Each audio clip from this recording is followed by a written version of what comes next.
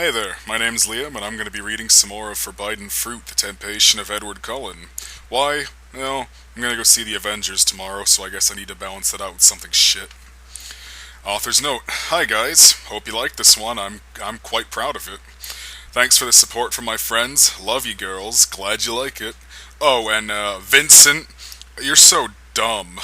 Of course Tia didn't go to math and only her bra. She's not a total ditz.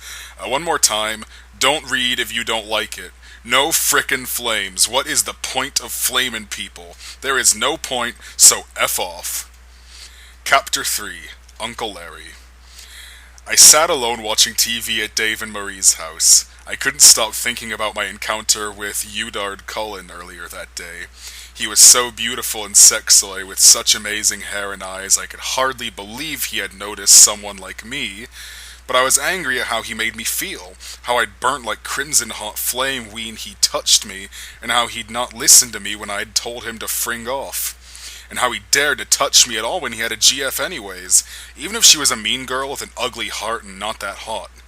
But no matter how much I try to hate him, I simply couldn't. Suddenly the phone rang. Hello? Hey, is that Altantiana? Yeah, who is this? I asked. It's Mike Newton from your class. I was wondering if you're wanted to go to La Plush with me tomorrow night, maybe. There's a party on the beach with a whole crowd of us going, and I thought you seemed really nice. So I thought maybe you'd want to be my date, please? Aren't you the guy who hangs out with all the pathetic cheerleaders and stuff? I asked. You mean Bella and Jessica's gang? Oh, so they're a gang now? Sometimes, I guess, but they're way shallow and not as hot as you, and they can be mean sometimes. Then why do you hang out white them what? Then why do hang out white them then you shallow creep? Oh my god, I can't read this shit. And why are you asking me out when you hardly know me, Mike? 'Cause you think I'm hot? Why can't you see you're just as shallow if you want to date someone just cost of what they look like? I'm not that pretty anyways, and even if I was, I'm so screwed up in the brand that you can't even imagine. You would no want to date me if you knew how screwed up I was. I would, Tia, believe me, I would. You're so beautiful you can't even imagine. You're so pretty people lose their minds when you're around and forget their names and forget to breathe. How can't you have noticed that? And I don't care how screwed up you are. It only makes you more interesting. You're cool and different and you're honest about stuff. You're right to be angry with me. I'm sorry for benign, shallow, and dumb. Just give me a chance to show you how much I care. Please? Well... Okay, maybe I'll go along if I don't have anything else to do, I said, not believing a word he said about how pretty I was. Thank you, Altantiana. Thank you so much. He sounded so happy I couldn't help but smile as I put the phone down, but my smile faded as I returned to my thoughts. Mike Newton was kinda cute, and he seemed like an okay guy, but he was nothing next to Udard Cullen. Even though I was angrier with Edward than I had ever been with anyone in my life, and part of me wanted to chop his head off with a saw, a part of my soul would always remain in that corridor where he kissed me so hard and passionately. I creamed myself. My heart had soared that day like never before, and I knew that no one else would ever make me feel like that again. Then I thought of how he was a cheater and a bastard, and my face burnt with shame. I couldn't believe I had behaved like such a whore. I was scared of the effect he had on me. Bye, Tia. We'll be back on Thursday, okay? Marie put her head round the door suddenly. Okay then, have fun, I whispered clammily. Dave and Marie were visiting relatives for a day. You look so pretty, she says, smiling. You're the prettiest grill I've ever seen. OMG, whatever, I reply. I hated it when people say that. I pulled my blonde hair over my face.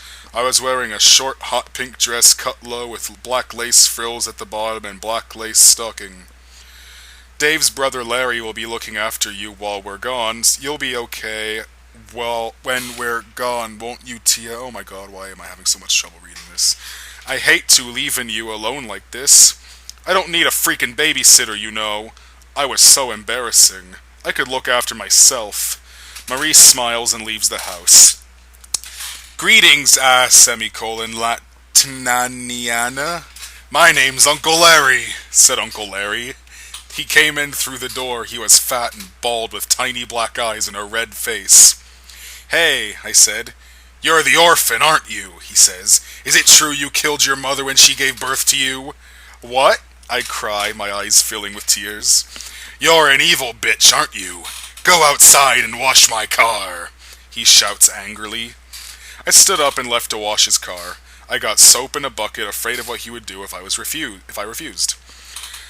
I went outside and started to wash Hush's car. It was a red Porsche. He came outside and watched me, and I knew he was watching me. After a minute, he came over and hit me hard across the face. "WTF!" I shouted. He poured the bucket of water all over me and hit me again. I was wet and crying, and then he started to rip my dress and bra of me and rip my clothes. He touched my naked breasts, and I tried to push him off me. I screamed at him to stop, but he didn't. He bent me over the bonnet of his car and spanked me on the ass for half an hour. Then he pulled my panties down and started to rape me. "Stop raping me!" I cried, but he didn't stop. The pain was terrible, even though his manhood was small. What, not his man carrot?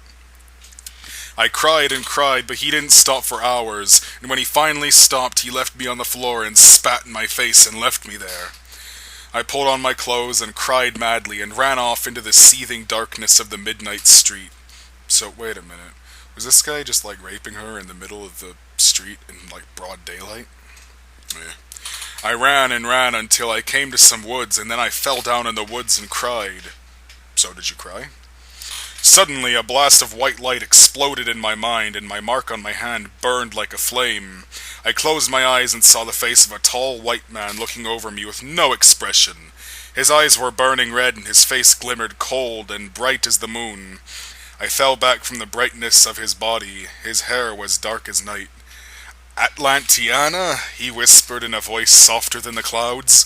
"My daughter?" "OMG," I whispered as my mind went blank and the world went dark.